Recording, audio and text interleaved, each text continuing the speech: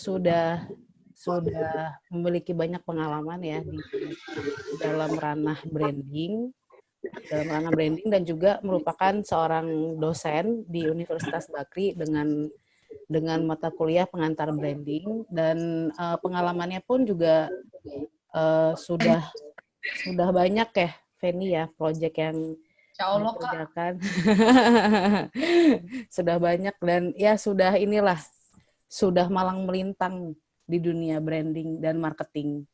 Kemudian acara ini, diskusi kita kali ini diselenggarakan oleh Idea Learning, dan juga pada kesempatan kali ini kita akan membahas mengenai perkenalan mungkin ya, pengenalan terhadap branding itu apa sih sebenarnya?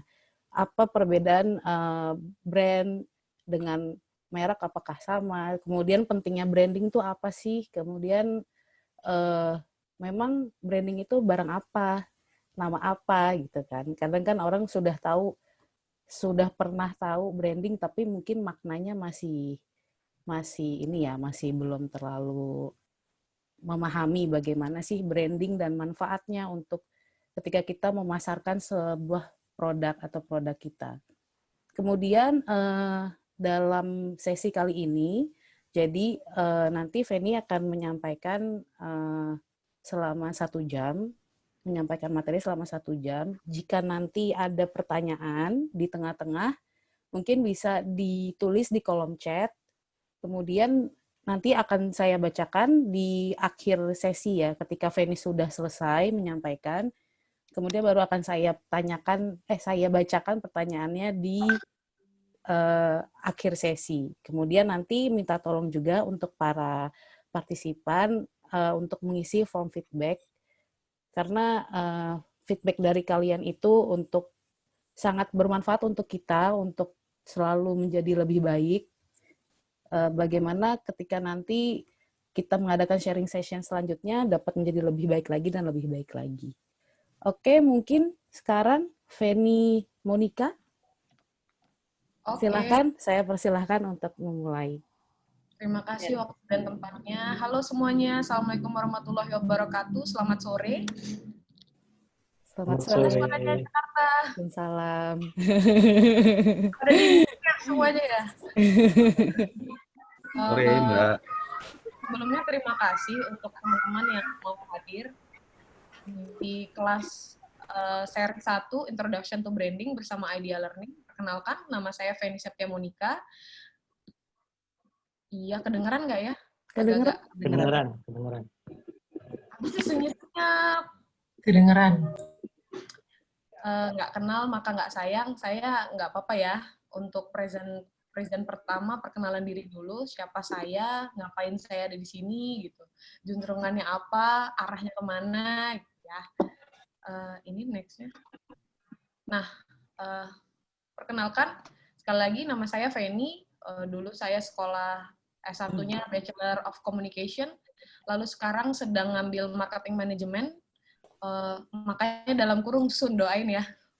Nah, untuk work experience saya, sekarang menjadi Chief Strategic Officer di E3 Digital, sebuah startup konsultan dengan landasan riset and data driven. Lalu kemudian sekarang juga mengajar di sebagai digital branding lecturer di Bakri University. Lalu sebelumnya saya sebagai digital marketing lead di PT PP Persero dan di anak perusahaannya namanya PT PP Urban. Sebelumnya lagi sempat di sebuah holding dari Jepang namanya AdAsia, sebuah konsultan digital, dan lumayan lama ada di Rekreasi Kreatif Playground, sebuah content factory sebenarnya. Nah, kalau untuk award sendiri ya nanti aja dibagiinnya. Ya biasa, maksudnya kita di dunia digital waktu itu saya dan tim khususnya pernah memenangkan beberapa kategori di bidang kreatif maupun paid ads, pernah di YouTube Ads Leaderboard untuk brand Bukalapak, lalu pernah juga untuk Political Campaign of the Year, untuk pemenangan Jokowi dan Ma'ruf Amin, lalu kemudian pernah jadi dosen-dosen imut gitu, Best of the Best Communication Lecturer di Bakri Award 2019. terakhir di BUMN, saya dan tim sempat meraih properti sektor 2019 kategori branding, strategic marketing, dan digital marketing. Seperti itu. Sebelumnya, kita mau masuk ke outline-nya dulu ya. Untuk hari ini kita akan sebenarnya belajarnya di tahap dasar sekali, yaitu apa sih brand, lalu apa bedanya si brand ini dan si produk, karena banyak orang yang menyangka bahwa produk itu ya itu brandnya gitu. Padahal itu bukan. Lalu apa sih ekuitas dari sebuah merek itu? Dan kemudian kenapa sih brand itu penting? Lalu bagaimana cara membuat brand itu menjadi penting? Karena banyak brand yang tidak dianggap penting oleh orang lain, tapi banyak juga brand yang biasa aja, cuman menjadi top of mind. Lalu yang paling penting, apalagi di area COVID. Hah? Gimana, Kak? Halo? Iya, ada yang bocor kayaknya suaranya. Silakan dilanjutkan, Mbak Feni. Lalu yang selanjutnya yang paling penting adalah terutama kita sekarang lagi coronavirus, lagi COVID, justru branding dan terutama digital marketing benar-benar menjadi pionir utama di bidang marketing sekarang. Mau nggak mau orang belanja apa-apa sekarang lewat handphone. Udah nggak ada lagi dia ke mall. Mall udah debuan gitu sekarang. Nah, itulah yang menjadi landasan kenapa hari ini kita berada di ruang ini bersama Idea Learning. Seperti itu. Baiklah, saya masuk ke tahap yang pertama. Apa sih branding? Ini boleh tektokan nggak sih? Kak, halo? Boleh. Ya, mungkin ada yang, apa itu brand? Mungkin ada yang mau mengungkapkan suaranya gitu kali ya? Bu moderator mungkin? Iya, boleh. Yang boleh di-unmute dulu teman-teman. Siapa yang mau berpendapat mungkin? Ada tim aku juga loh di sini, ada Agatha. Gat, ngomong Gat. Jangan gitu Kak Feni. Apa itu brand? Iya, teman-teman Ini silakan. aku beneran. Iya, beneran. Oh ya udah. Kalau sepengetahuan aku ya, brand itu adalah identitas sebuah produk atau layanan atau jasa apapun yang kita tawarkan atau kita jual ke orang lain. Identitas intinya.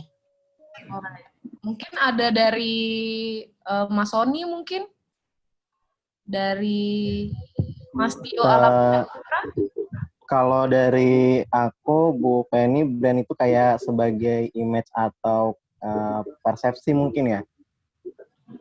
Alright. Kayak melambangkan gitu. Oke. Nggak ada yang salah, juga mendekati benar. Nah, apa sih brand? Brand itu adalah nilai, value, yang diidentifikasikan dengan nama, logo, simbol, package, desain, dan beberapa karakteristik yang lain. Bisa berdasarkan orang, bisa berdasarkan tempat, bisa berdasarkan image yang abstrak. Jadi gini, brand ini kita nggak bisa pegang. Itu bentuknya intangible things. Bagaimana dia bangun dan bagaimana dia masuk ke dalam otak manusia, kita nggak bisa tahu caranya seperti apa. Misalnya si Gojek ini, emang kita bisa pegang Gojeknya gitu? Kan tidak. Nggak bisa kayak kita pegang ini handphone gitu. Kalau brand, ya misalnya ini handphone saya Samsung. Ya brandnya Samsung nggak bisa kita pegang, tapi handphonenya bisa kita pegang. Maka dari itu, brand itu apa yang kita pikirkan tentang si Samsung. Contoh, saya berpikir Samsung adalah Android yang menurut saya paling baik di antara merek lain. Let's say seperti itu. Lalu, makanya saya menggunakan si Samsung. Itu adalah value Samsung bagi Feni. Bagi Mas Tio beda sendiri, bagi Mas Sony beda sendiri. Nah, tugasnya tim brand, tugas orang branding adalah membuat si Samsung ini menjadi ada value-nya dan value-nya positif sehingga menimbulkan penjualan. Seperti itu. Ini adalah bedanya brand dan produk. Bisa kelihatan jelas banget ya. Brandnya Apple, produknya ada iPhone, ada iPad, ada MacBook, dan sebagainya macamnya. Kita nggak bisa pegang si Apple ini tuh seperti apa. Cuman kita bisa merasakan luxury-nya si iPhone, luxury-nya si Apple ini. Udah pakai Apple di Starbucks lagi minum dan makan misalnya croissant, itu udah match banget gitu misalnya. Seperti itu. Jadi brand adalah value, sementara produk adalah bentuk nyatanya, tangible-nya yang bisa dipegang dari sebuah brand. Seperti itu. Sampai di sini ada pertanyaan? Halo, Ha. Ya, mungkin gimana? Pertanyaannya mungkin di kolom chat dulu mungkin ya? Oke, ini bisa ya nge-chat ya? Akhir. Maaf nih, Bisa. agak nyebrang. Belum ada yang bertanya sih. Oke. Teman-teman kalau mau bertanya silahkan ya, langsung di chat aja. Baiklah, selanjutnya kita move ke apa itu branding. Jadi tadi si brand dikasih ing. Ada yang bisa menebak-menebak? Kira-kira apa sih branding itu apa gitu? Dari moderator mungkin? Ada Kak Niken di sini, ada Fani, ada Denitri. Iya, halo. Yes. Ya, branding itu karena ditambahkan kata ing, berarti ada melakukannya gitu. Brand kan tadi disebutkan bahwa sesuatu yang tidak bisa dipegang gitu. Branding berarti kita melakukan suatu hal, bagaimana caranya itu sesuatu yang tidak bisa dipegang itu menjadi dikenal oleh banyak orang. Exactly. Branding itu sama kayak kita lagi pacaran sebenarnya teman-teman. Sebenarnya seperti cinta ditambah mencintai gitu. Nah, brand ditambah branding, itulah. Jadi wujud nyatanya si brand ini kita hidupkan. Itulah branding. Brand yang tadinya Samsung kalau nggak diapa-apain ya udah itu hanya handphone aja, smartphone aja. Tapi dengan branding, si Samsung itu punya nilai. Sama seperti cinta. Ketika kita melakukan banyak usaha, ketika kita melakukan A, B, C, D dengan cara menunjukkan mungkin pada dianya dulu, kepada orang tuanya dan sebagainya macamnya, maka si cinta ini punya rasa, punya value, punya nilai. Itulah yang disebut dengan branding. Dan tahapannya pun dalam branding sama seperti ketika dua orang yang saling mencintai. Nanti kita akan lanjut ya. Baik. Branding pada dasarnya adalah memasukkan brand ke dalam otak konsumen. Otak manusia itu kan punya banyak laci ya. Mungkin di laci sebelah sudut kanan ujung itu tentang mantan gitu. Di ujung atas tentang kartu kredit belum dibayar. Nah, atau di sebelah depan itu tentang mau beli apa aja nanti ke depannya. Nah, si branding itu ada di sel-sel otak yang sebelah mana. Otak manusia itu punya banyak laci dan kita yang milih mau masuk ke laci yang mana. Otak manusia terpecah sebagai afektif dan kognitif. Efeknya adalah konatif, begini maksudnya. Kognitif itu lebih ke sisi fungsional, sementara afektif itu lebih ke sisi emosionalnya. Ketika kita sedang belajar matematika, itu adalah yang bermain adalah otak kognitif. Sementara kita sedang belajar seni, nonton film, itu yang bermain adalah sisi afektifnya, afeksinya yang dirasakan. Nah, kita mau masukin si brand kita nih dari sisi yang sebelah mana. Dan dengan cara seperti apa, sehingga mereka ujung-ujungnya akan melakukan tindakan konatif, yaitu misalnya dia beli, misalnya dia, pokoknya gue mau pakai handphone tuh cuman Samsung doang. Si Apple ini adanya di sebelah mana? Apakah dia di sisi handphone dengan fungsi dan luxury, terus Coca-Cola tuh adanya di sisi memenuhi dahaga dan sebagainya macamnya.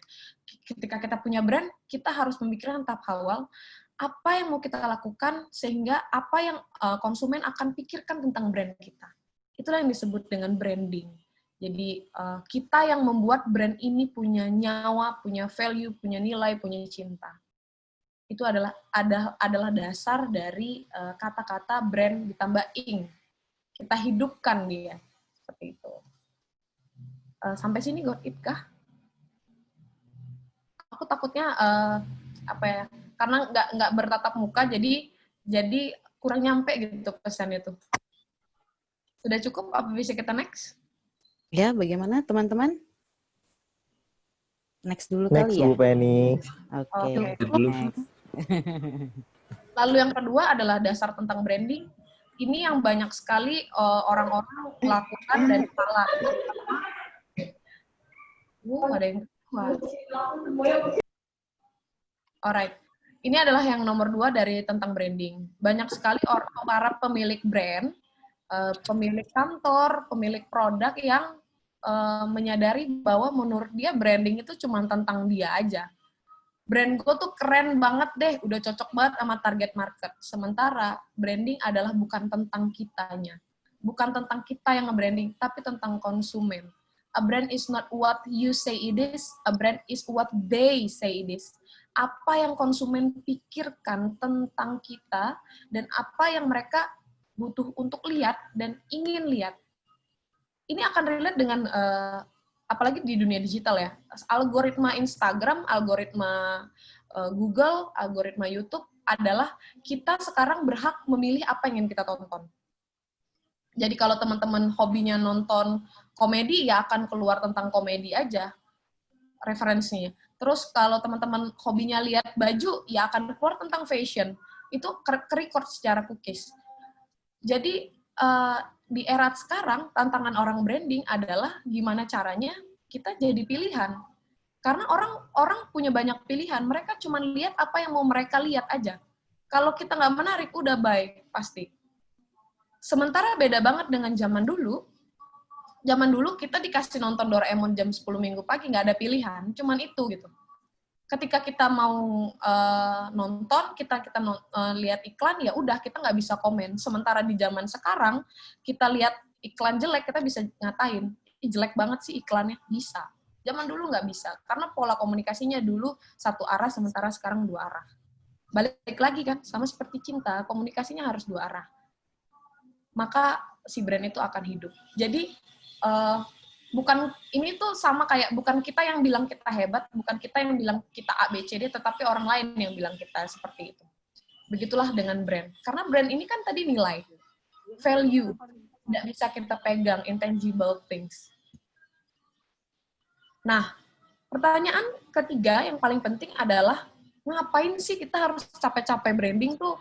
Ngapain gue tinggal ke notaris, gue punya PT, gue keluarin produk, kelar. Iya dong. Bikin PT sekarang misalnya 12 juta jadi gitu. Tapi kenapa kita harus branding? Jawabannya adalah contohnya ini.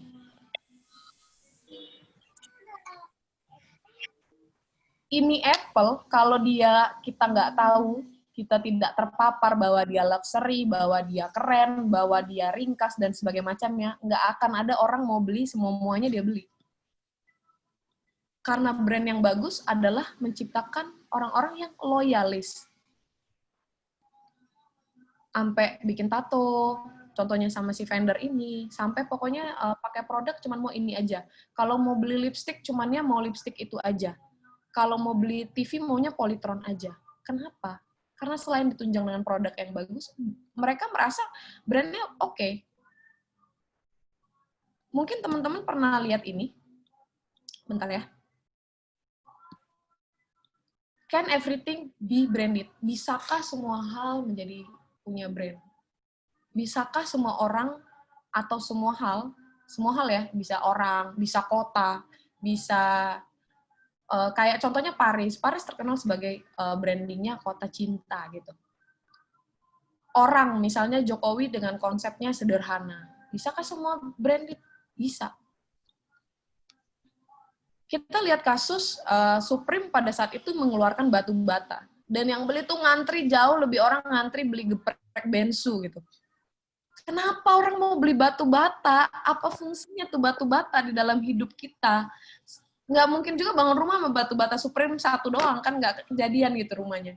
Tapi Supreme berhasil membuat brandnya menjadi orang udah di tahap udah nggak mikir lagi, udah di tahap pokoknya gue pengen apa-apa yang di Supreme keluarkan, dan itu apalagi otentik dan cuman jumlahnya sedikit, orang rela aja. Contoh ketika Apple mengeluarkan produk baru, orang bisa ngantri sehari 2 hari sebelumnya. Karena kurang satu. Iya. Tapi dia gimana? Karena apa? Suaranya. Karena apa? Karena brand yang bagus akan menciptakan loyalis yang juga bagus dan itu akan berimpact terhadap penjualan. Dia cuman mau beli gitar cuman merek vendor doang, merek Yamaha lewat gitu. Ya akan impact-nya pada apa? Pada value. Balik lagi pada value of money. Jadi kalau kita tidak melakukan branding, ya kita ya udah jualan aja ya, jangan mengharapkan ada penjualan. Ya orang aja nggak tahu, sebelum dia cinta dia kan harus tahu dulu. Begitu. Nah, ini adalah part paling penting yaitu tentang ekuitas brand. Jadi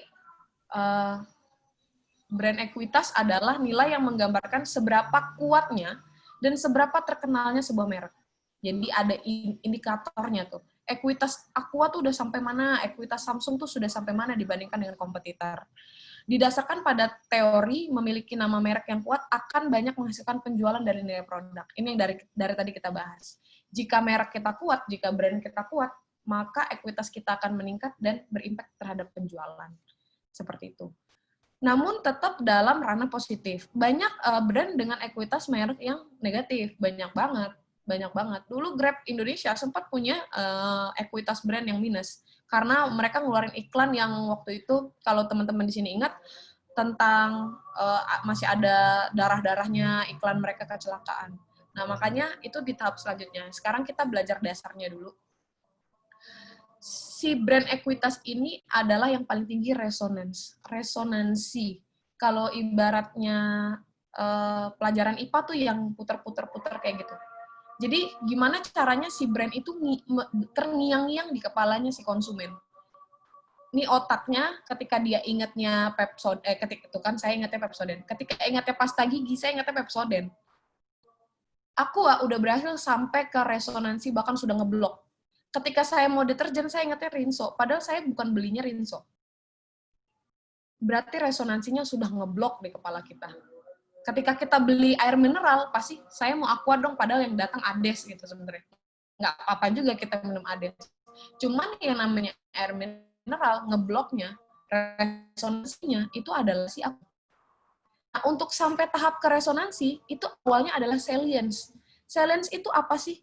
Salience itu adalah gimana caranya si konsumen ketika dia melihat identitasnya tadi, logo, merek, contohnya Aqua kan warnanya biru, itu masih masuk di tahapan awareness, paparan si Aqua ini dia biru. Lalu performance dan imaginary. Sebelah kanan, feeling dan imaginary itu bagian afektifnya, afeksinya, emosionalnya. Sementara di judgment dan performance itu bagian functionalnya. Di tahapan kedua, imaginary dan performance, itu konsumen sudah bisa membedakan point of parity dan point of difference. Point of parity itu adalah gini, Samsung itu adalah di kategori parity handphone. Sementara perbedaannya adalah misalnya dia dari Korea, dia ringkas. Kita tahu bedanya antara Samsung dan Xiaomi. Point of parity kategorinya apa, point of difference itu unique selling point-nya apa. Seperti itu. Nah, secara imaginary, afeksinya tuh apa ketika kita megang si Samsung. Sementara secara performance-nya, fungsionalnya, ketika kita megang Samsung, misalnya dia lebih cepat dibandingkan Android lain, seperti itu. Lalu kita masuk ke tahapan ketiga, sebelum masuk ke resonansi, adalah feeling and judgment. Apa sih respon kita terhadap si brand itu? Setelah kita, kita tahu nih bahwa handphone ini adalah Galaxy S Samsung di Salience, warnanya hitam, logonya Samsung gitu. Di tahapan imagery sama performance, kita bisa bedain Samsung dan Xiaomi dan Huawei gitu. Lalu di tahapan berikutnya adalah kita bisa merasakan dan melihat, oh ternyata Samsung tuh biasa aja, atau enggak ternyata Samsung tuh keren coy, kameranya menghilangkan pori-pori gitu. Feeling-nya kita ngerasa, gue pakai Samsung tuh udah beken banget nih, itu. Jadi, setelah di tahapan ketiga, yang terakhir adalah resonance. Gue mau pakai handphone tuh cuman Samsung doang. Sama seperti Apple. Gue mau pakai apapun, gue tuh Apple boy banget. Semuanya harus Apple. Sampai AirPods juga Apple. Itu yang dikatakan brand dengan ekuitas merek yang positif dan berhasil. Jadi si otak manusia yang banyak tadi, si brand itu sudah ngeblok. Saya cuma mau pakai Apple doang. Karena apa? Karena antara konsumen dan si brand sudah menimbulkan relationship. Ada rasa sayang di sana, ada rasa intens. Makanya menimbulkan loyalitas yang aktif. Banyak banget orang yang ketika mau beli HP atau ketika mau beli sebuah produk, dia nggak mau ganti yang lain. Itu udah kacau banget tuh. Udah mentok lah loyalisnya. Sama seperti cinta, mau udah disakit-sakitin juga tetap pacaran aja udah. Jadi diibaratkannya branding itu sama seperti kita membangun rasa sayang. Gitu ya. Nah, ini tadi yang can everything be branded? Jawabannya iya. Saya pernah nemu di kelas sekitar tahun lalu, ada satu anak itu pintar banget menurut saya. Dia nanya, Mbak, kalau memang everything semua bisa dikasih branding, apakah agama bisa dikasih brand? Itu kayak saya mikir kayak gila sih ini gue jawab apa ya? Ternyata jawabannya ya memang semua hal bisa kita branding kan. Kita nggak usah ngomongin agama ya. Cuman kayak contohnya batu bata, ini adalah contoh besar, bukan contoh kecil lagi, contoh besar bahwa hal-hal yang tidak relate dengan si brandnya, udah nempel aja tuh cap Supreme, tetap aja. Supreme ini berhasil menghidupi banyak UMKM loh di seluruh dunia, dengan cloningannya yang banyak banget. Tuh jamet-jamet pada pakai Supreme semua. Bahkan maka sampai batu bata dengan limited edition, banyak juga orang yang mau beli. Karena mereka sudah sampai di tahap resonansinya udah mentok, udah ngeblok. Jadi mereka rasanya tuh gue tuh cinta banget lah sama Supreme, gue nggak bisa nih pakai merek Uniqlo nih, seperti itu. Ini adalah the brand ladder, tangga dari sebuah brand. Nah, ini relate dengan customer based brand equity teori tadi, yang piramida tadi. Yang pertama itu adalah awareness. Apa sih awareness? Awareness itu bahasa Indonesia paparan. Ketika kita, misalnya ada brand baru, terus kita lihat di jalan, oh, itu adalah teh pucuk ya. Terus kita nonton TV, kita lihat lagi, oh, itu minumannya teh ya. Terus kita main Instagram, salah satu influencer kita ternyata lagi nge-boosting tentang si teh pucuk. Oh, ternyata teh pucuk ini khasiatnya A, B, C, D. Itu adalah tahapan awareness, paparan. Ibaratnya cinta, kita nih liatin di kampus. Ih, cakep banget tuh cowok, gitu. Cakep banget itu cewek. Dia kelas mana ya? Gitu ya.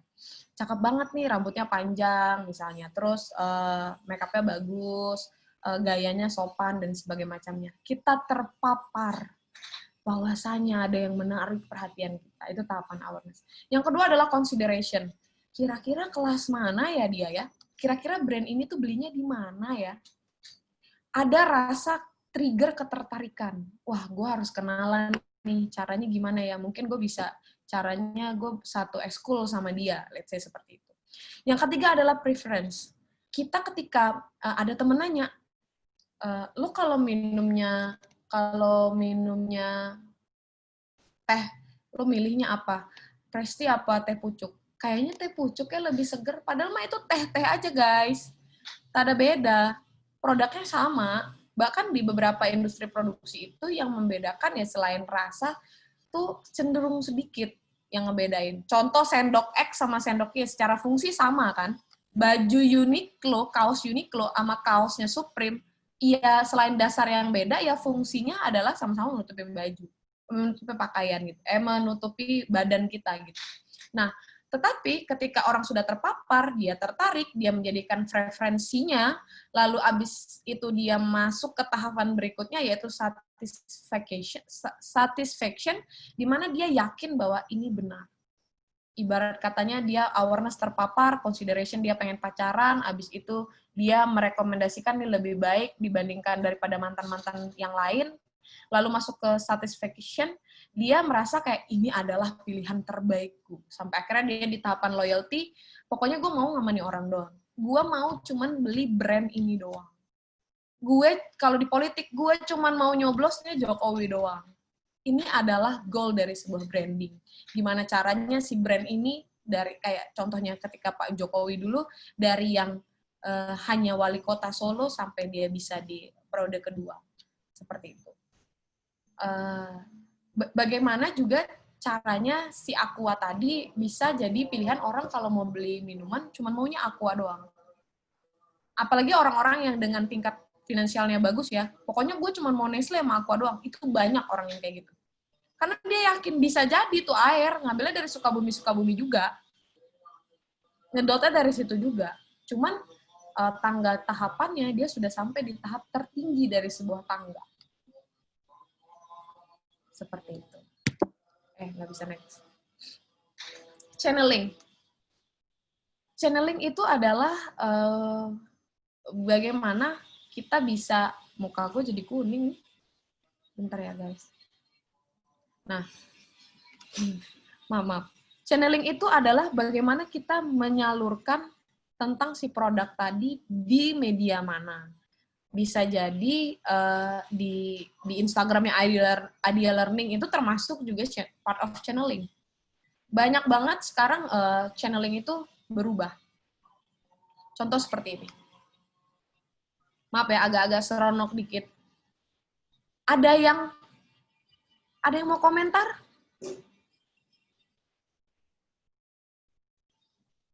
Ada yang mau komentar? Juga sesuai sama brand Net sih. That's right, itu jawaban paling benar banget. Net keluar dengan brand televisi masa kini. Pokoknya program-programnya pun masa kini. Karyawannya kalau kita lihat keren banget tuh. Sempat jadi cita-cita saya dulu pengen kerja jadi karyawan Trans TV karena lihat seragamnya tuh hitam-hitam terus pakai boots kan. Keren banget, semuanya tuh keren banget rasanya. Makanya saya masuk komunikasi itu dulu gara-gara pengen jadi karyawan Trans TV, guys. Awal mulanya. Net dan Trans TV itu dulu punya value yang sama karena Wisnu Tama yang menciptakan si brand televisi ini. Jadi televisi pun adalah brand. Tapi ketika masuk acara dangdut dengan glitter-glitter warna merah, yang nggak nyambung karena nggak masa kini banget. Dangdut itu bukan kuno ya, cuman dikemasnya seperti apa tidak dengan cara seperti ini. Mungkin ini kalau tayangnya di let's say kalau di pos kota ya udahlah emang pada tempatnya gitu, dia nggak nyebrang gitu ya. Cuman kalau di bagian dia tampilnya di net atau misalnya di Netflix gitu, ini kan kunaon gitu. Ada apa? Nah, itulah pentingnya dari channeling. Kita masuk ke branding zaman dulu sama branding zaman now. Apa sih bedanya advertiser pada zaman dulu, pengiklan pada zaman dulu, orang marketing pada zaman dulu sama zaman now? Lebih mudah zaman dulu, lebih susah zaman sekarang, tapi begitu juga sebaliknya. Zaman dulu kita bilang lebih susah karena mahal. Karena apa? Karena zaman dulu pola komunikasi apa-apa cuma satu arah. Kita nggak bisa maki-maki televisi, terus orang brandnya denger nih iklan lo jelek gitu, nggak bisa. Kita nggak bisa maki-maki billboard, jelek banget sih, ya harus kirim PO Box untuk bentuk protes gitu. Zaman sekarang nggak bisa. Kita bisa kirim email dalam waktu yang sesingkat itu, kita bisa kirim lewat komen, lo bombardir aja tuh kelar. Atau lo masukin lambe turah lah, bubar tuh brandnya tuh. Zaman sekarang, kita sebutnya 360 communication branding, di mana pola komunikasinya tuh sudah dua arah. Antara konsumen dan pemilik brand itu bisa saling berhubungan. Sementara zaman dulu nggak bisa, kita nggak bisa maki-maki koran. Kenapa gitu? Ada dua cewek boncengan, kunaon, Yamaha gitu. Kita nggak bisa maki-makinya dia. Sementara zaman sekarang kita bisa, wah ini iklannya nggak relevan nih, mana nih promonya kok saya udah ikutan tapi saya tetap nggak dapet. Cuman zaman sekarang di 360 communication branding, di mana antara media konvensional dan media digital dan media below the line itu bisa gabung. Jadi ada event misalnya ya kita contohnya Bukalapak. Bukalapak pernah running event dengan Synchronize Fest gitu. Lalu di billboard dia juga punya iklan. Lalu di TV dia juga jalanin. Tadi digital dia jalanin. Itu disebutnya 360 communication branding. Di mana channelingnya tadi ada multi. Ada banyak. Nah, tahapan selanjutnya adalah apa sih yang mau kita udah paham. Sorry, mau bersin. Oke. Tahapan selanjutnya adalah kita udah tahu channelnya banyak. Apa nih yang mau kita tampilin? Ya dong. Nggak mungkin kita foto-foto produk doang. Nih produk Samsung udah gitu. Kita nggak ngasih tahu gimana nih cara menciptakan value dari sebuah brand. Ini masuk ke tahap berikutnya. Ini tantangannya yang sekarang. Sekarang kita 70% bonus demografi adalah usia 25-34. Usia produktif. Usia, kalau disebutnya generasi milenial. Di mana generasi milenial ini tumbuh dengan era disrupsi yang di mana-mana kita hidupnya sekarang gampang. Apalagi generasi di bawah kita, generasi Z. Itu dia dari SD udah main HP Nokia 6600 gitu. Cuman kalau zaman dulu, orang mau pacaran, lihat atap rumahnya aja udah seneng. Kalau zaman sekarang lo bisa jadi FBI itu. Lo lihat bisa dari Google Maps gitu. Zaman sekarang adalah generasi dengan atensi yang singkat. Jadi dia makanya iklan YouTube tuh cuma 5 detik di awal. Kalau udah lewat 5 detik nggak oke, kita akan pasti skip. Nggak mungkin kita rela-relain nonton iklannya. Kecuali iklannya menarik untuk kita. Makanya itu challenge-nya. Kita hidup di generasi 140 karakter. Kenapa? Karena kita tumbuh di era Twitter, era Facebook. Kalau kepanjangan dikatain alay. Itu adalah mau nggak mau generasi sekarang. Singkat, padat, dan menarik.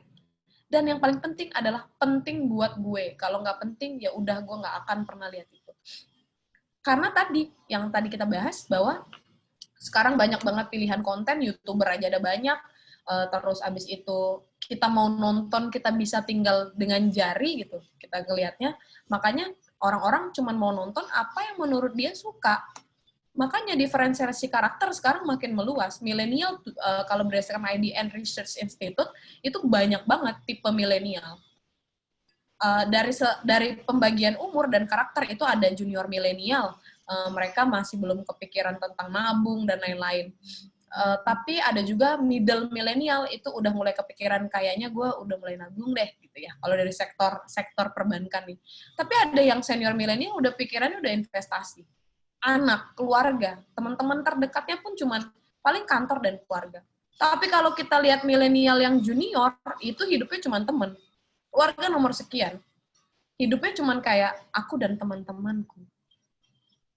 Mau nggak mau. Tapi kalau kita bungkus semuanya adalah generasi ini, generasi yang punya daya beli ini, generasi yang sedang banyak jumlahnya ini, adalah generasi yang memiliki atensi yang singkat sekali. Kita sudah tidak tertarik tentang satu hal, kita cari yang lain. Kita tinggal klik aja. Generasi sekarang segampang cara mengupload video lewat YouTube, nyarinya pun juga di YouTube. Kalau dia nggak ngerti. Kalau zaman dulu, orang akan nanya sama gurunya, ini kenapa ini nggak bisa? Zaman sekarang berbeda. Ketika videonya sudah nggak bagus, skip aja cari yang lain. Itu adalah tantangan marketers zaman sekarang. Gimana caranya kita mengalahkan mereka, supaya mereka punya atensi yang panjang. Supaya mereka merasa brand kita tuh penting. Ini adalah challenge terbesarnya. Saya akan melihatkan beberapa study case ya. Ini bisa putar video nggak, Kak? Halo, Bu Moderator. Kira-kira bisa putar video kah? Bisa, selama dari laptopnya Kak Feni bisa. Oke. Ini hanya menyiarkan aja sih sifatnya. Oke. Nama saya Medok. Tiada hari tanpa latihan jari.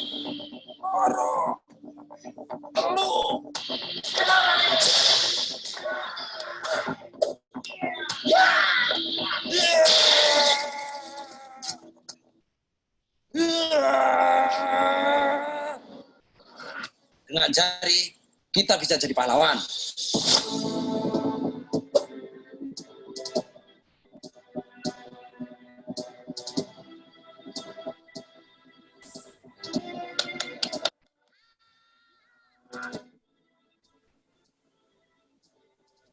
Excuse me, how did we get here? Yeah.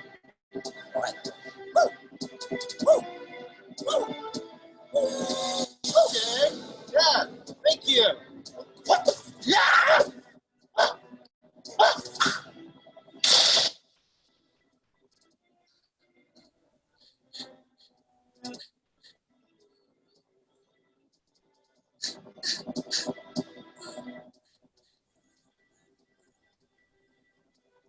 dalam dan bermanfaat bagi banyak orang. Kayak gua. Hanya dengan jari bisa jadi pahlawan.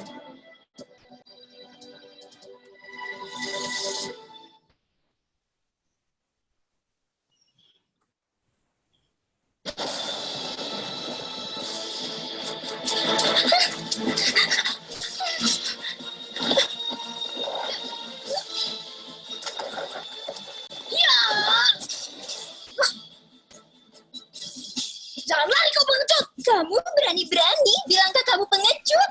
Karena hanya pengecut yang bisa mencuri makanan adiknya sendiri. Pengen Ratu, sepertinya akan ada perkelahian.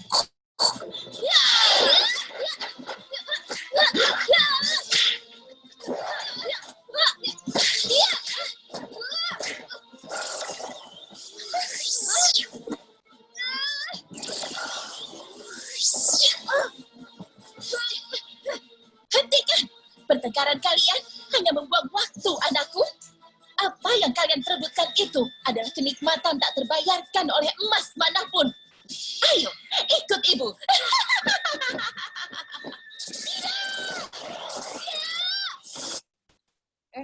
Skip.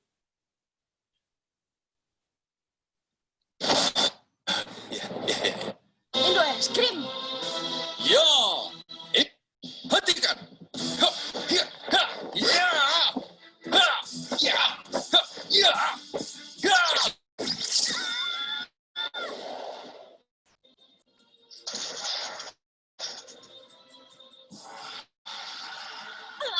Indo es krim. Indo es krim. Hah?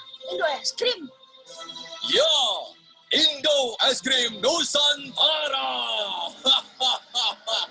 Indah Nusantara. Indo es krim Nusantara terbuat dari kelapa, nangka, dan alpukat.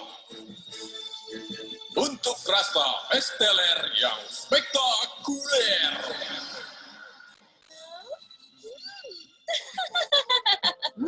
Kacang hijau lezat. Aku suka yang kopior.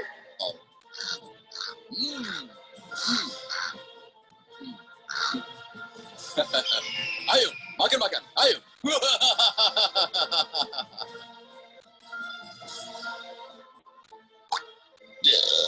Enak sekali. Indo es krim Nusantara. Yes. Ini adalah kekuatan dari digital branding. Jadi, case-nya pada saat itu Bukalapak sedang kesulitan sekali dari sisi komunikasi. Elevenia pada saat 2016 itu keluar dengan Raisa. Dan aku lupa, Tokopedia keluar dengan Isyana, apa begitu sebaliknya. Sementara kalau Bukalapak pada saat itu keluar dengan wanita cantik juga, ia akan jadi brand yang ya udah dia e-commerce aja. Cuman pada saat itu justru yang menang di YouTube Ads Leaderboard pada saat itu adalah si Medok ini. Medok ini tuh penemuannya sangat unik sekali karena dia tuh tadinya adalah kru dari syuting, terus abis itu kayak ini orang nih bisa nih seperti itu.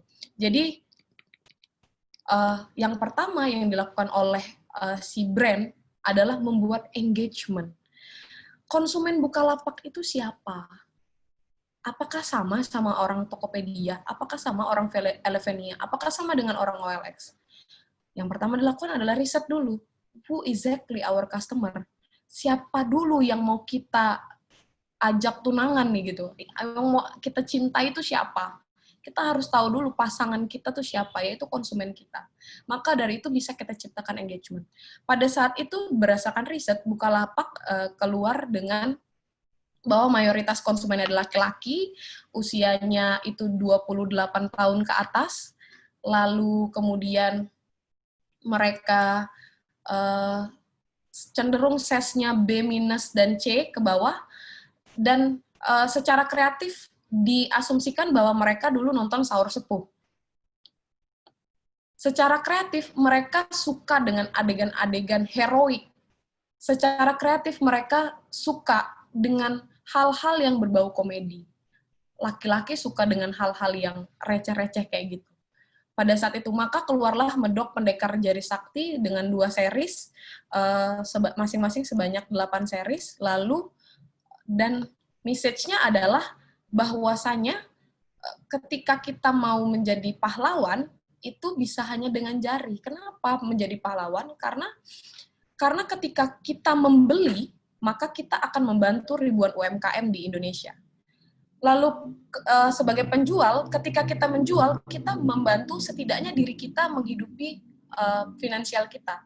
Apalagi kalau kita udah kelasnya ada karyawan dan ada keluarga yang hidupi. Maka penjual pun pahlawan, pembeli pun pahlawan. Cuman dengan jari kita bisa bantu banyak orang. Kita bisa jadi pahlawan. Maka keluar Medok Pendekar Jari Sakti. Dikemaslah dengan secara kreatif seperti itu. Nah, ketika si konsumen sudah merasa engage, ini konten gua banget nih, brand gua banget nih, maka yang dia lakukannya adalah nge-share. Shareable. Maka timbullah virality. Nggak perlu diapa-apain, cuman di-boost dikit aja, boost terkenal, seperti itu. Bagaimana caranya? Adalah dengan siapa konsumen kita yang tepat, yang kita sasar, channel yang tepat, message yang tepat, value yang tepat, nanti konsumen akan sayang, dan dia akan menimbulkan rasa loyalitas, dan dia akan share apa yang penting menurut gua aja. Kalau nggak penting, dia nggak akan share. Seperti itu. So, next-nya, nah ini masuk ke yang tadi, untuk siapa, ini mati. Untuk siapa message brand ini? Jawabannya gampang banget. Untuk orang yang suka dengan dan membeli brand kita.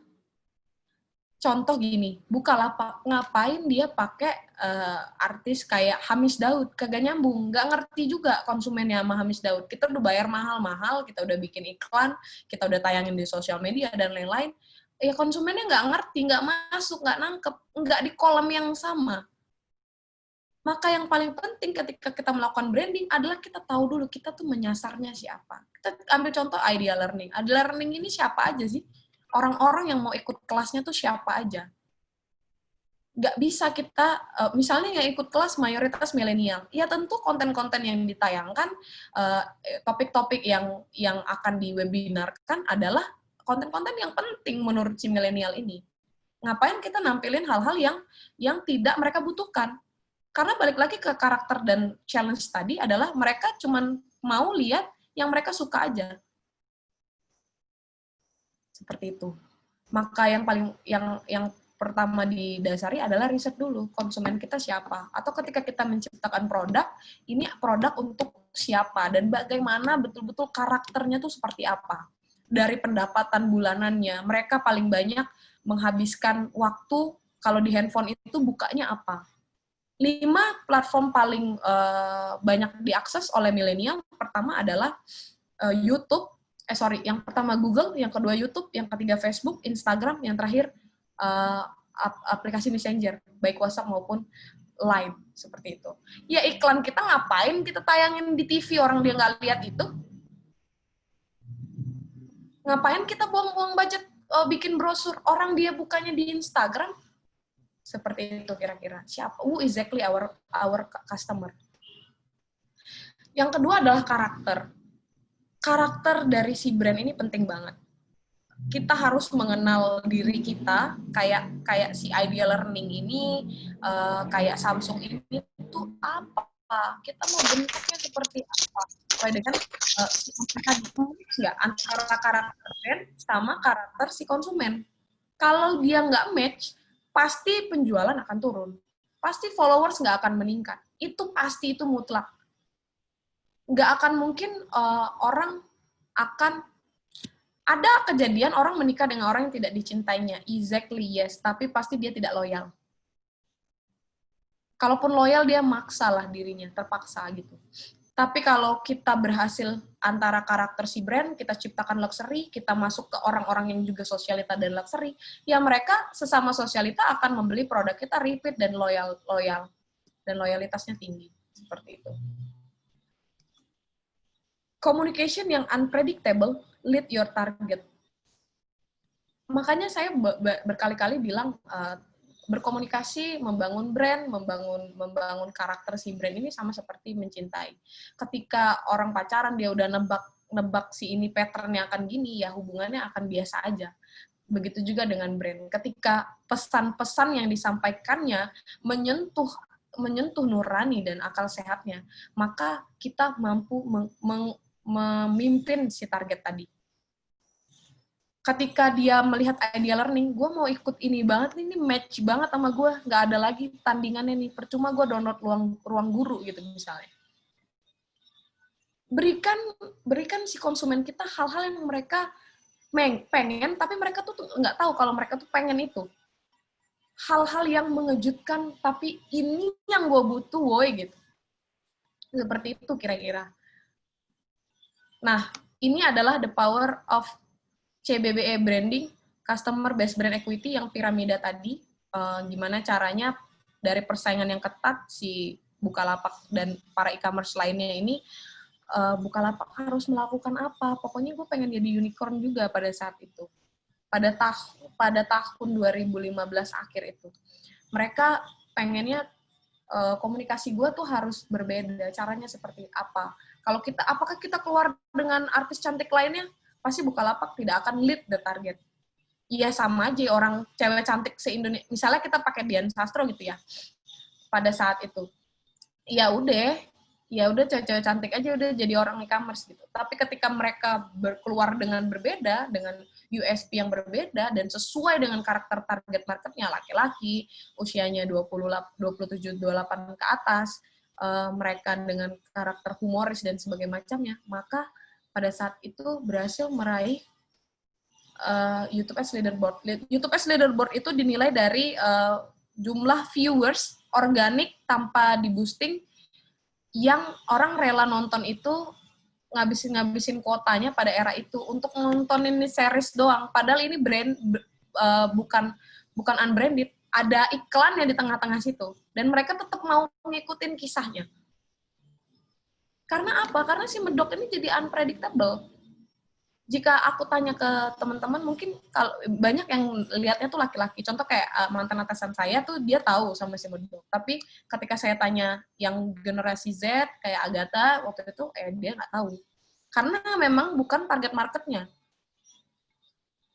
Bukan anak-anak SMA nih yang beli, tapi yang beli di sana kan banyakannya tuh Bukalapak tumbuh dari penjualan sepeda. Tumbuh dari penjualan elektronik, dan itu cowok banget gitu. Seperti itu. Uncomparable, tidak bisa dibandingkan. Nggak perlu cantik, murah meriah, low budget, high impact, nggak perlu artis, tapi mereka bisa leading dibandingkan dengan yang lain. Kita lebih ingat 9gag lebih tertarik masukin iklannya Indo Es Krim dibandingkan iklan es Wall Vineta gitu. Dia netizen lebih tertarik nonton iklan ini, rela-relain dan rela nge-share di sosial media mereka, buang-buang timeline-nya mereka untuk hal yang sebenarnya ada value nilai iklannya. Kita tahu Indo Es Krim Nusantara, es krim asli Nusantara jadinya. Sebelumnya kan kita nggak tahu, kita tidak terpapar, kita cuma lihat aja. Tapi dengan keluarnya message ini dari si Medok, dari Bukalapak, dari Indo Es Krim, dan iklannya Indo Es Krim ini, kita jadi tahu bahwasanya ketika kita membuat pesan, kita harus menjadi berbeda. Itulah tadi point of difference. Apa yang membedakan Idea Learning dibandingkan dengan yang lain? Apa yang membedakan Samsung dibandingkan handphone Android yang lain? Apa yang membedakan diri Feni dan diri orang lain? Apa yang membedakan daerah Bali dan daerah Jogja? Harus punya hal yang tidak bisa dibandingkan. Lalu ditampilkan di channel yang tepat. Dan disesuaikan dengan karakter yang tepat berdasarkan hasil riset, berdasarkan hasil pengamatan, ini konsumen gue. Seperti itu. Nah, resultnya Indo Es Krim itu juga menang YouTube Citra Pariwara, tapi kita karena Indo Es Krim bukan brand yang aku handle dulu, untuk si Medok pada saat itu berhasil pertama kali si Bukalapak masuk ke kancah YouTube Ads Leaderboard, bahkan sampai ke Asia Pasifik pada saat itu. Si Medok Pendekar Jari Sakti ini mengalahkan iklan-iklan yang ada di Asia Pasifik pada saat itu. Ya, sekian, ada pertanyaan. Ya, terima kasih Kak Feni sudah menyampaikan materinya dengan sangat baik ya. Materi yang benar-benar dibutuhkan untuk bagi yang menonton Bu Feni barusan present ya. Nah, kemudian untuk pertanyaan, sudah ada beberapa pertanyaan di kolom chat. Yang pertama itu dari Kak Melia Agatha. Itu pertanyaannya adalah bagaimana cara mengetahui posisi brand kita di kepala konsumen? Gat, lo tuh apa ya? Dendam deh ya sama gue ya. Teman-teman, Agatha ini adalah tim aku di @3 Digital, bagian research dan data analis. Hai Agatha, say hi. Hai. Gimana sih caranya kita tahu posisi brand kita? Exactly. Sebenarnya kalau secara teori itu ada namanya brand positioning. Mungkin kita akan bahas di series 2 ya Kak, kalau ada ya.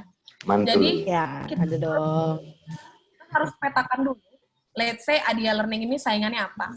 Yang aku tangkap ya, misalnya saingannya adalah lingkaran. Terus mungkin ada kelas-kelas yang lain tuh, kelas-kelas yang sejenis dengan Adia Learning.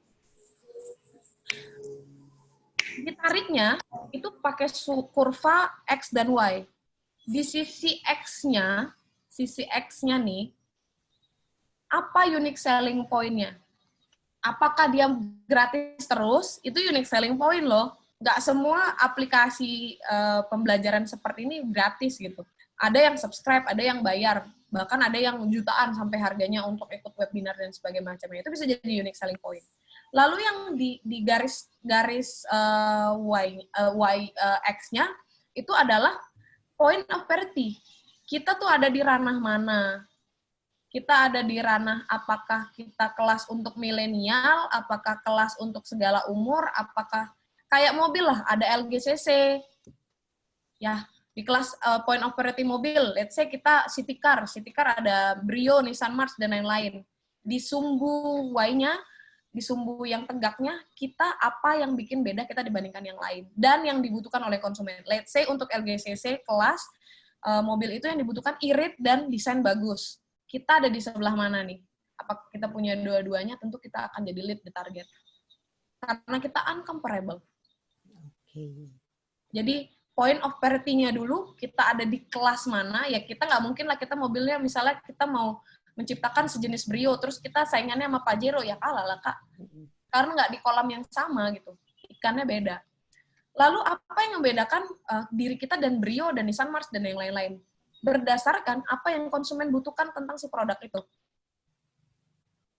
Let's say yang tadi aku bilang, misalnya di Idea Learning untuk metode pembelajaran seperti ini adalah mereka butuhnya gratis, terus misalnya pembicaranya dari sisi akademis ataupun sisi praktisi, atau mereka butuh semuanya seperti itu. Kita adanya di sebelah mana nih? Itu satu-satunya cara yang bisa kita membedakan posisi kita dibandingkan kompetitor dan di benak konsumen itu ada di sisi mana. Gitu guys. Nah, cara nge-capture-nya jika brand positioning itu ada dua ya. Ada brand positioning ketika pertama kali kita bikin brand, ada brand positioning evaluation. Jadi ketika kita sudah jalanin brandnya, kita udah bikin value-nya dan lain-lain, posisi kita apakah masih sama dengan apa yang kita rencanakan sebelumnya? Ada dua nih brand positioning. Ada yang sesuai dengan plan, ada yang tidak. Ternyata ketika kita misalnya di awal kita ciptain produk buat milenial, ternyata yang tertarik bukan milenial tapi Gen Z. Ya itu akan changing positioning si brand tadi. Seperti itu. Ada pertanyaan berikutnya? Got it, Agatha? Ya, oke. Pertanyaan berikutnya masih ada dan banyak, lumayan nih. Kemudian dari Pak Umar, brand itu apakah sama dengan logo atau bukan? Kemudian kalau brand yang ditonjolkan adalah value, bagaimana cara membangun brand yang tahan lama? Alright. bangun brand yang tahan lama tuh susah banget, Pak. Sama kayak bangun rumah tangga, Pak. Mana tuh caranya? Susah banget, Pak. Bikin orang cinta terus sama kita tuh susah banget. Sama seperti kita ngasih value. Jadi gini, brand itu isinya nilai. Ditampilkan melalui logonya, melalui message-nya, pesannya, melalui packaging-nya. Si nilai tadi tuh ditayangkan. Misalnya, kita punya brand yang misalnya makanan tradisional ya, otentik. Ya ditayangkan, ngapain dibuat secara modern logonya? Nggak match gitu. Value yang tadi kan otentik tuh, kita nggak bisa pegang ke otentifikasinya tuh. Kita yang bisa ngerasain, ini otentik banget nih. Ini rasanya tuh apa ya gitu ya. Perasaannya tuh gitu. Nah, kita tayangkan melalui logonya, kita tayangkan melalui packaging yang sesuai. Makanya banyak brand yang kagak match. Kenapa? Karena value sama apa yang ditampilkan tuh beda. Jadi yang bisa dipegang tuh logonya, yang bisa kita pegang packagingnya. Nilainya tuh terasa dari apa yang bisa kita pegang. Itu intangible. Yang kedua pertanyaannya adalah, gimana sih cara brand ini bertahan lama? Itu jawabannya tergantung dari brand masing-masing. Ibarat kata kalau di pernikahan, Pak, tergantung dua belah pihak, Pak. Kalau dua belah pihaknya saling memenuhi, baik kebutuhan afeksi maupun kebutuhan physically, ya akan langgang-langgang aja. Karena tadi brand adalah tentang functional dan juga tentang emotional things yang menimbulkan sisi konatifnya. Behavior, menciptakan sesuatu. Ketika kita udah sampai tahap Aqua nih, dia udah sampai di loyalty. Gimana caranya orang terus-menerus beli Aqua? Itu secara teori disebutnya brand advocacy. Gimana rasa loyaltivitasnya ini terus-menerus tumbuh dan bahkan terus meningkat. Caranya adalah message-nya tadi harus disesuaikan dengan balik lagi ke target market. Target market karakternya beda-beda ya, Pak. Mungkin pada zaman Bapak remaja pada masa itu kayak gitu. Remaja pada zaman sekarang, Pak, mainnya TikTok doang, Pak. Ya aku harus menyesuaikan, dia harus masuk ke ranah TikTok, mau nggak mau. Kalau nggak akan putus di generasi yang kemarin. Gitu. Jadi tergantung dari karakteristik si konsumen tadi, tergantung sama seberapa si brand mampu terus-menerus memenuhi ekspektasi, memenuhi dari sisi fungsional, dari sisi afeksinya si konsumen. Karena brand adalah tentang mereka, bukan tentang kita. Cinta adalah tentang mereka, tentang yang kita sayangi, bukan tentang kitanya. Tapi efeknya, itu behaviornya, dua belah pihak sama-sama diuntungkan gitu. Kita untung mau penjualan. Mereka juga untung merasa kayak, ini gue banget nih, gue yakin nih pakai ini. Gitu, Pak, kira-kira. Oke, terima kasih. Kemudian ada lagi pertanyaan dari Akika Haraya. Halo, Mas Ari. Halo, Mbak Feni. Iya. Gimana, Mas? Apa yang bisa dibantu? Pertanyaannya saya bacakan ya. Bu Feni, orang bilang branding itu mahal. Kendala UKM, budget mereka terbatas. Kira-kira masukan Bu Feni bagaimana bagi kami para UKM agar bisa membuat branding? Siapa bilang branding itu mahal? Nggak ada, kita dari tadi bahasannya mahal. Ini kan yang kita tampilin sekelas brand besar, kenapa? Karena kita tahu ini kan brand-brand yang kayak Bukalapak, ya, Indo Es Krim, yang memang kita semua tahu gitu. Makanya saya pakai study case-nya itu. Tapi kalau di UMKM, tidak menutup kemungkinan. Dulu kebab Baba Raffi ya. Bener kan? Kebab Baba Raffi. Ya, Baba Raffi, betul. Store aja di Tangerang Selatan. Sekarang 1.200. Emang pernah tayang di TV? Enggak, dia nggak bayar TV kan? Jadi everything can be branded, apalagi UMKM. Caranya adalah, Mas harus tahu dulu exactly target market orang yang memakai Akika Raya itu siapa.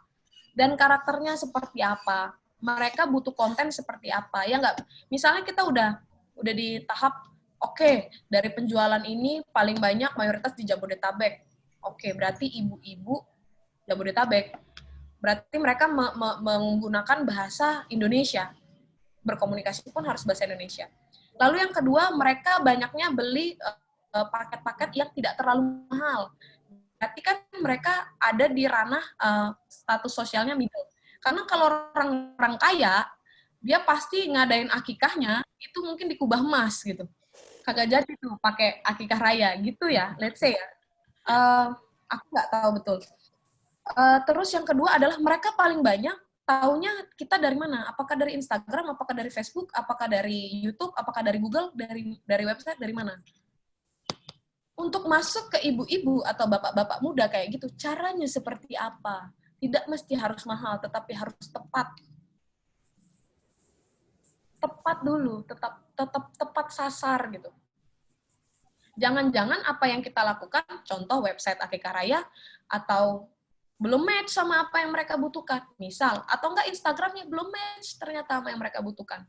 Atau ternyata yang match-nya di Facebook.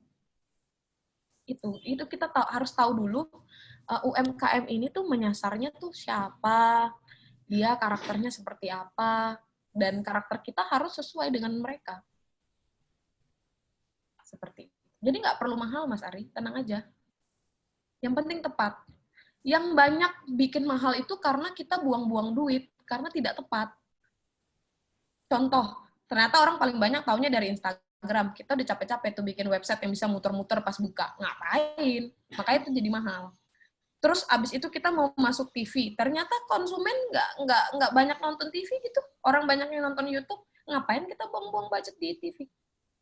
Yang bikin mahal itu karena tidak tepat channelingnya dan tidak tepat pesannya. Gitu. Oke, lanjut. Gimana Mas Ari? Mas Ari udah chat nih, siap katanya. Mas Ari, jalan satu-satunya untuk tidak mahal, biaya brandingnya adalah menjadi uncomparable dibandingkan dengan perakikahan yang lain. Apakah siap, gitu, Bu Feni.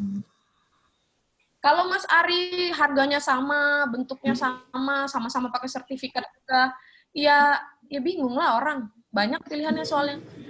Red ocean istilahnya, Pak. Gimana caranya kita berenang sendiri tuh? Nggak ada lagi yang bisa selain gua. Gitu. Ada pertanyaan lagi? Banyak. Buka puasa, guys. Waktunya sampai 16.30 ya, masih ada 15 menit Bu Feni, tenang saja. Kemudian ini ada dari Pak Umar lagi. Pak Umar kayak sangat tertarik ya dengan branding nih. Sebenarnya mungkin ini sudah sempat terjawab ya. Bagaimana caranya brand itu bisa nempel lama di otak konsumen, kemudian brand itu ditujukan kepada masyarakat luas atau untuk calon konsumen. Itu sudah jelas ya, calon konsumen ya. Brand harus ditujukan, gini Pak, ini ibarat katanya, tidak semua cinta harus kita berikan pada semua wanita. Hanya ada pada satu cinta dan satu keluarga yang kita berikan jor-joran, Pak. Karena kalau kita semuanya, pasti nggak akan maksimal. Pasti kayak contoh, Idea Learning akan menyasar pada satu segmen yang khusus. Banyaknya tuh mana? Pasti 60-40 pasti ada. 60% itu siapa pasarnya tuh pasti ke-capture. Gitu.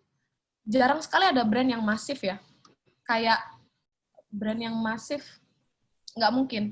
Sepengalaman saya, bahkan ketika sedang membrandingkan personal, Jokowi pun punya target marketnya. Siapa yang harus memilih Jokowi?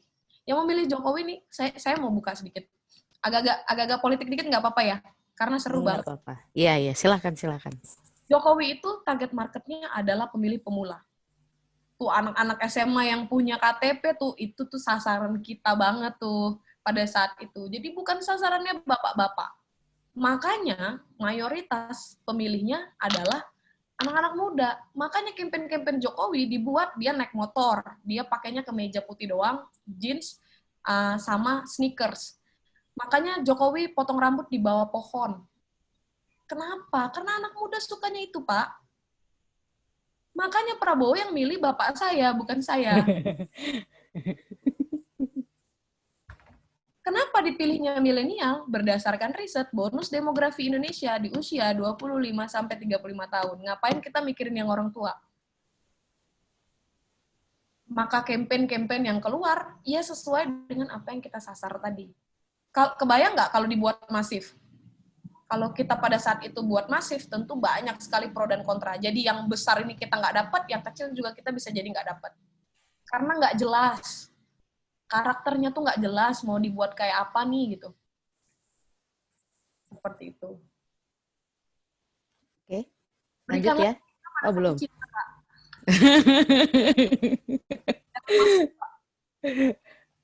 Oke, lanjut ya. Bagaimana tips riset target konsumen dari Mas Tio Alamsyah? Tio Nah, ini menarik banget nih. Agatha tahu banget ya harusnya ya. Bagaimana riset konsumen? Bagaimana tips riset target konsumen? Oke. Ini boleh tektokan sama Agatha nggak sih? Dan? Boleh. Kita sharing session kok. Sharing boleh, silakan. Ketika melakukan riset untuk membangun sebuah brand, apa yang pertama Agatha lakukan? Kalau misalnya itu pertama sih pasti butuh brief juga ya dari yang punya brand. Mereka maunya brand mereka tuh dikenalnya sama siapa dan seperti apa gitu. Nanti baru situ kita baru explore lebih. Misalnya maunya di kaum milenial misalnya. Berarti kita carilah yang brand seputar itu di kaum milenial. Nah, biasanya kalau kita udah makin banyak menilik tentang kompetitor, kita bisa dapat insight juga buat brand kita kayak, oke ini nggak cocok buat brand kita gitu. Nanti baru mulai ke gendernya, ke daya belinya, ke lokasinya, terus pola hidup dia sama brand kita. Misalnya kalau asuransi ya kita lihat pola hidup dia di finansial. Kalau misalnya makanan, pola hidup dia dalam spending untuk beli makanan itu seperti apa. Kayak gitu sih Kak, kurang lebih. Itu masih agak susah jawabannya. Jawaban paling dasar adalah 5W1H, Mas. Apa brand kita, siapa brand kita, di mana brand kita, mau di apa nih brand kita, bagaimana brand kita, 5W1H. Itu dulu jawab. 5W1H itu dijawabnya, hasilnya tuh namanya company profile. Company product profile gitu. Yang brand yang mau Mas Tio buat ini, apa? Apa dulu nih? Misal alat pencukur rambut ya, misalnya ya. Terus siapa yang kira-kira akan mengonsumsi itu alat pencukur rambut? Nggak mungkin cewek dong. Itu udah pertanyaan dasar tuh. Nggak mungkin juga usianya elder, usianya di atas, nggak mungkin juga bayi gitu ya, kan belum punya, mau dicukur apa gitu. Terus abis itu, kira-kira gimana sih cara masuk ke mereka tuh lewat apa sih? Mereka tuh kalau belinya tuh di mana? Apakah di hypermart? Apakah di mana gitu? Itu dulu 5W1H dulu. Itu pertanyaan dasar. Sama kayak kita bertanya sama diri kita nih, Mas. Sama kayak kita naksir orang, kita tanya dulu dia tuh siapa? Dia tuh gimana hidupnya? Dia tuh tinggalnya di mana? Dia itu sifatnya seperti apa? Dan bagaimana kira-kira cara kita mendekati dia? Itu adalah langkah-langkah yang dasar. Ya, kalau di branding jawabannya adalah konsumennya kita siapa, karakteristiknya siapa, kompetitor kita siapa aja nih. Terus kompetitor kita udah ngapain aja, apakah mereka udah bikin gimmick apa, misalnya buy one get one. Itu dulu yang dipetakan dalam bentuk proposal ya, kalau bisa tertulis karena biar bisa di-track perkembangan itu dari awal sampai udah launching di pertengahan. Ketika penjualannya menurun, jadi bisa dievaluasi. Gitu, Kak Tio. Oke. Siap, terima kasih, kata Kak Tio. Sama-sama. Oke, lanjut dari Kak Niken. Ini sifatnya kayaknya lebih ke opini nih. Bagaimana pendapat Kak Feni tentang Lion Air dengan brand identity yang kuat, namun dengan image dan integritas yang negatif? Oke, Lion Air tagline-nya make people fly.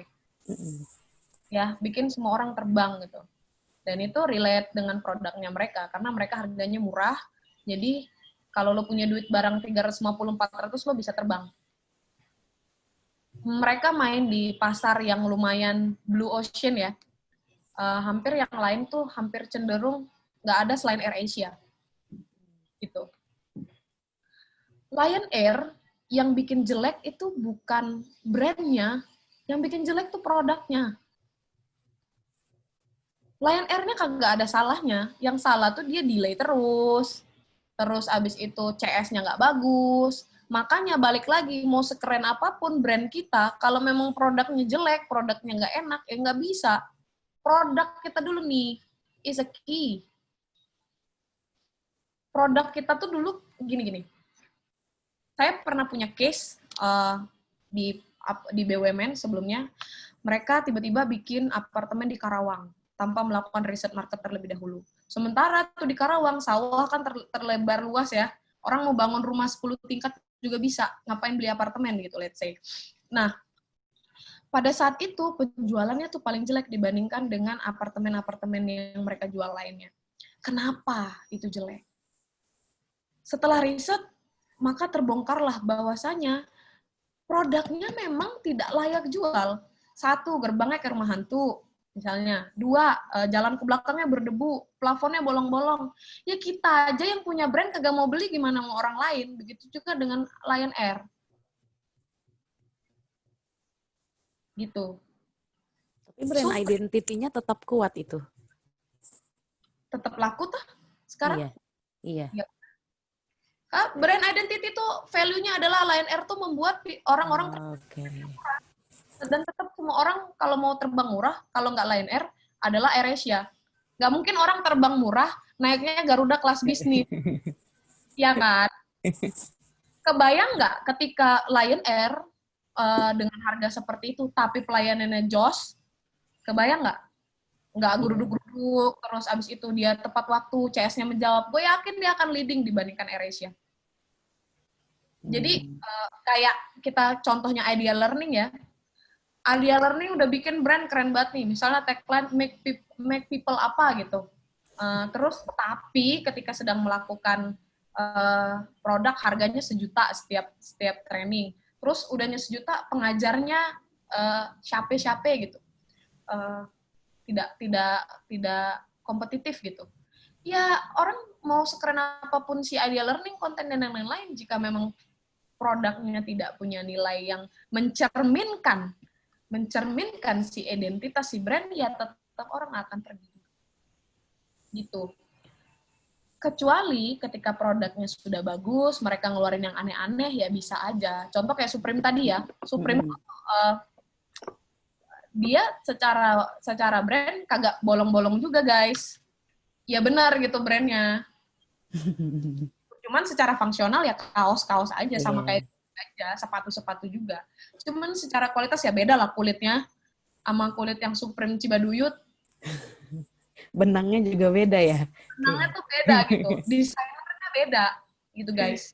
Makanya dia leader, makanya dia diikuti nama yang lain. Makanya ada KW-nya, ada clothing-annya.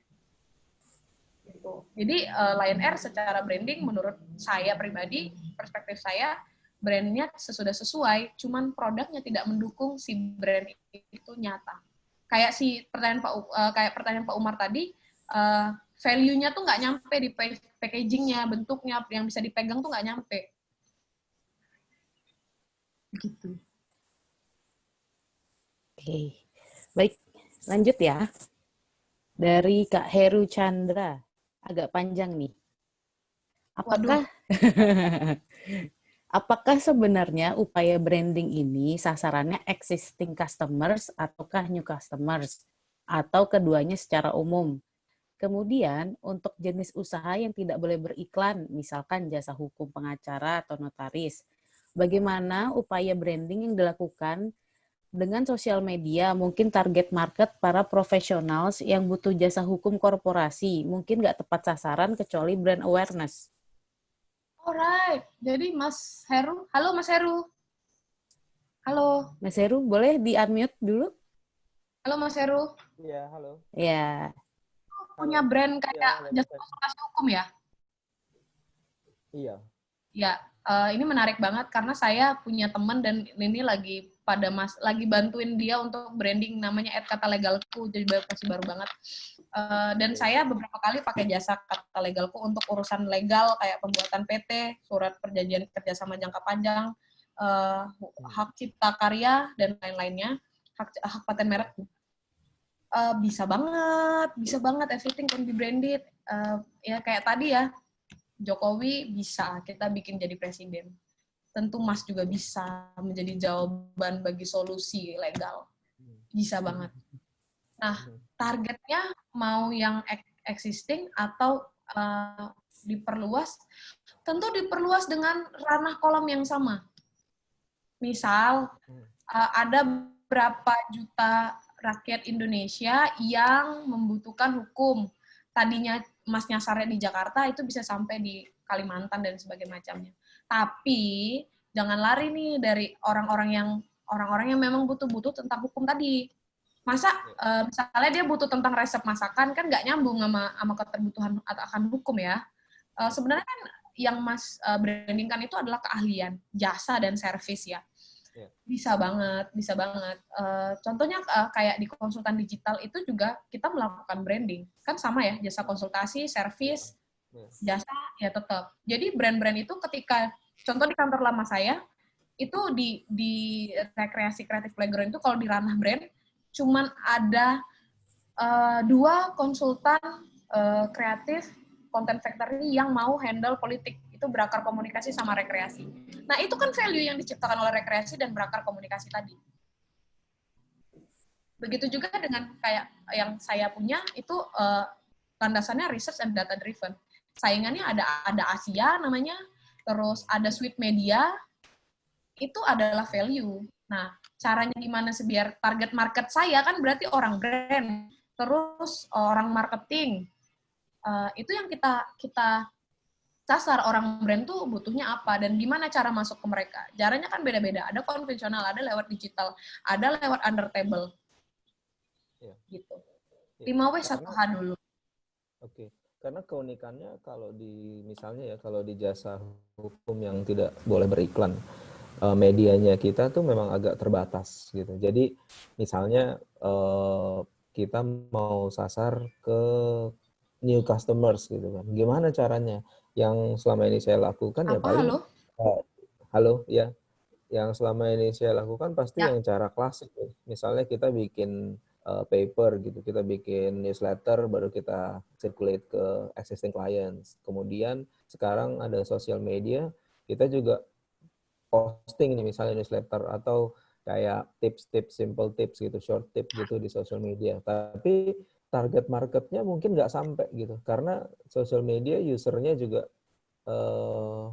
bukannya apa ya, yang setahu saya misalnya target market kita misalnya di hukum korporasi gitu, pakai social media mungkin dia nggak akan lihat yang hal-hal yang kita jual gitu. Itu biasanya kita direct komunikasi langsung sama mereka gitu. Nah, di sosial media pasti yang baca ya generasi yang pakai sosial media ya Gen Z gitu misalnya kan.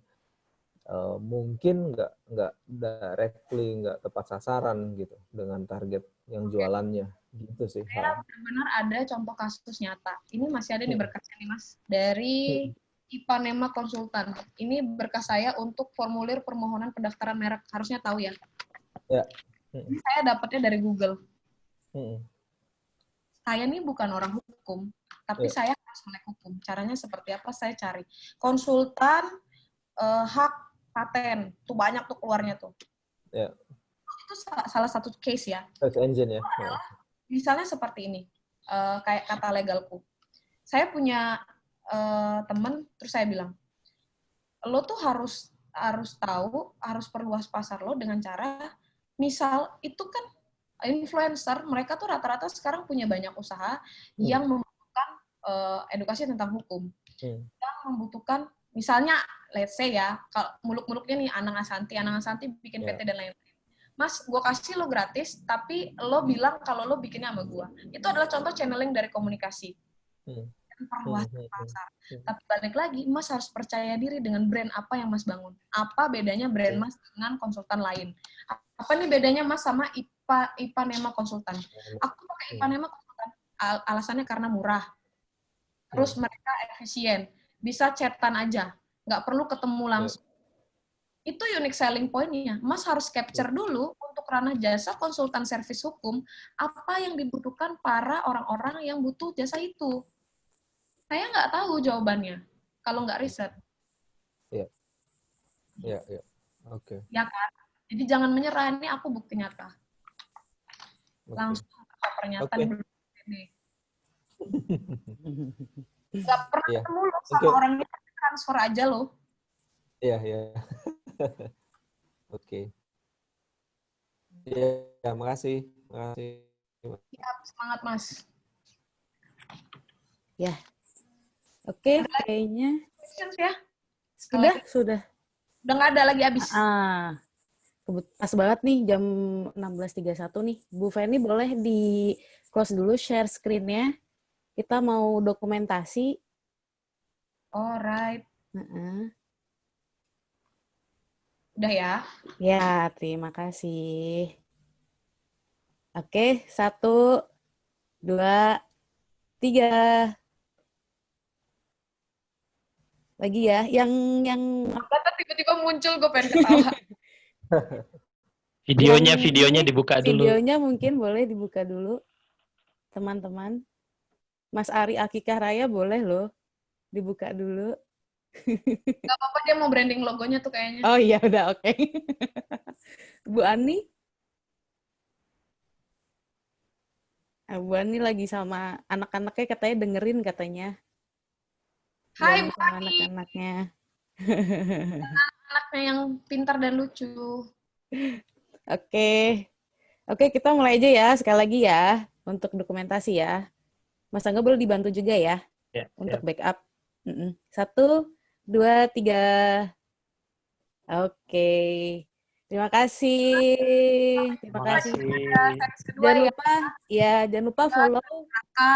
Semoga membantu. Mohon maaf jika ada salah kata dan juga salah sikap di sini, karena sama-sama saling belajar, Cih. Iya. Oke, terima kasih. Jangan lupa terima kasih Kakak Feni. Follow Instagram Idea Learning ya. Terima kasih banyak. Iya, terima kasih semuanya sudah hadir. Selamat sore, oke. Sore.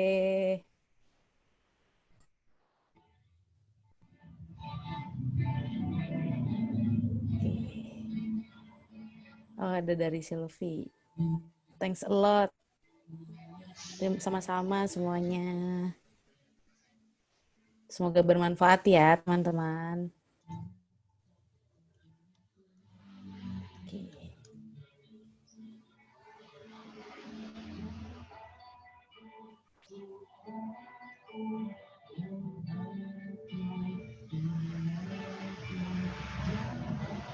See you again, Mas Bustomi. Sama-sama, Fani. Kak Fariha, nggak apa-apa, Kak. Nanti kita kirim ya rekaman videonya ya. Oke.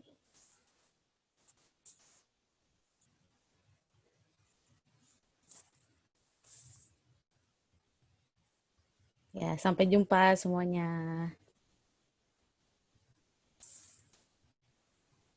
Iya, sama-sama Kak Robert. Jangan lupa follow Instagram ya untuk info-info series berikutnya.